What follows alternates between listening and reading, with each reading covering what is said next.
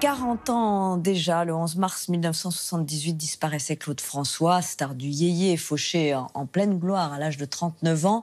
En 15 ans de carrière, Claude Claude aura interprété des dizaines de tubes. Il aura surtout révolutionné la variété française par son énergie sur scène et ses shows à l'américaine. Matteo Caranta revient sur sa carrière. Je dis qu'il est impossible d'avoir du succès si on n'a pas un talent quelconque. On peut chanter mal et avoir du talent. On peut chanter bien et ne pas avoir de talent. Et on peut aussi avoir les deux. Cette année-là, je chantais pour la première fois. 460 chansons de Belle Belle Belle à Alexandrie Alexandra et plus de 20 millions d'albums vendus. C'est l'héritage laissé en 16 ans de carrière par Claude François, le roi Clo-Clo, disparu à tout juste 40 ans, le 11 mars 78.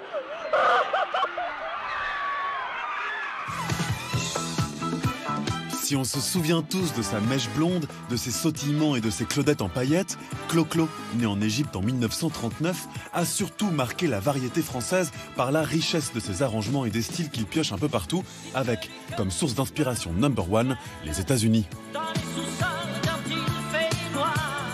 savez pourquoi j'ai tendance à parler des Américains toujours? Parce qu'en Égypte, les programmes étaient beaucoup plus... L'armée britannique occupant le canal de Suez et tout ça, on avait des programmes... Sur 10 heures de programme, il y avait 9 heures de programme américain ou anglais. Donc j'ai entendu surtout ça. Ses grands maîtres à lui, c'était Otis Redding, James Brown.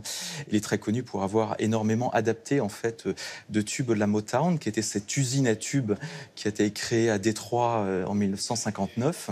Et la Motown, c'était justement un format de soul music un peu plus approprié pour le tube, pour la radio. Et c'était surtout fait pour toucher un public plus large, au-delà du public noir. Et ça a formidablement fonctionné.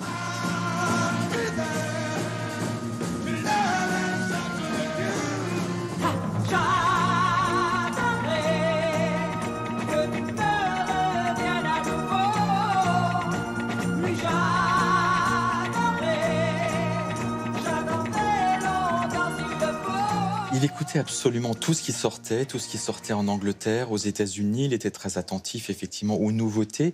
Mais d'abord et avant tout, à ce qui marchait aussi à l'étranger.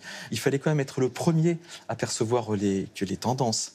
Il était capable de repérer le petit tube, pas très bien fichu, et il se disait, cette chanson-là, elle a été faite par un obscur garage band de Londres. Je vais la ramener à Paris et je vais la remettre d'aplomb. Peut-être même qu'un soir... À l'automne 1962, Claude François déniche Made to Love, une chanson yéyé des Everly Brothers qu'il reprend et transforme en Belle Belle Belle. C'est sa première adaptation, son premier succès, et il s'écoule à plus d'1 million d'exemplaires.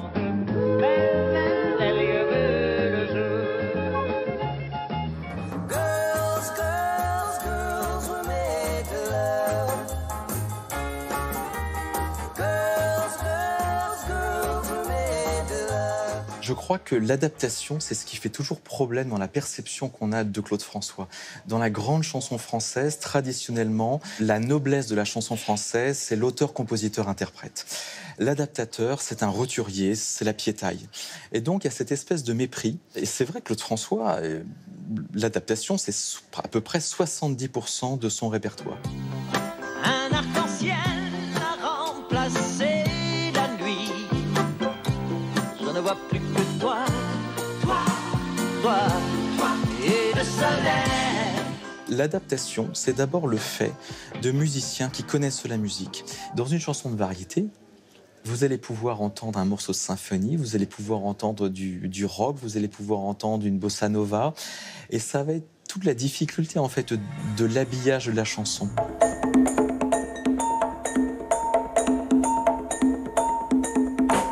Et Clo-Clo n'adapte pas seulement les rythmes et les sons, c'est toute la mise en scène des grands shows américains, danseuses inclus, qu'il importe en France. Il y avait les émissions américaines, il prenait les cassettes, on lui envoyait les cassettes des États-Unis, il avait des bases et il transformait ses chorégraphies, il rajoutait sa personnalité. Et tous les passages que lui trouvait intéressants, on regardait ensemble, on en parlait et il me disait ça, je veux ça, ça. Reste avec moi, reste, je veux de toi de moi. Claude François, c'est un classiciste, en fait, né. C'est quelqu'un qui a, on l'a dit, l'obsession de la règle et qui a surtout l'obsession des formes musicales classiques, c'est-à-dire celles qui ont déjà fait leurs preuves. Il n'y a pas de secret, en fait. Si ça dure, c'est parce qu'il faut savoir comment une chanson est faite, comment est-ce qu'elle est construite. Il faut la construire sur des bases solides. Juste retour des choses, alors que Claude François a adapté à tour de bras, sa chanson, comme d'habitude, est reprise à son tour par les plus grands, devenant un tube mondial.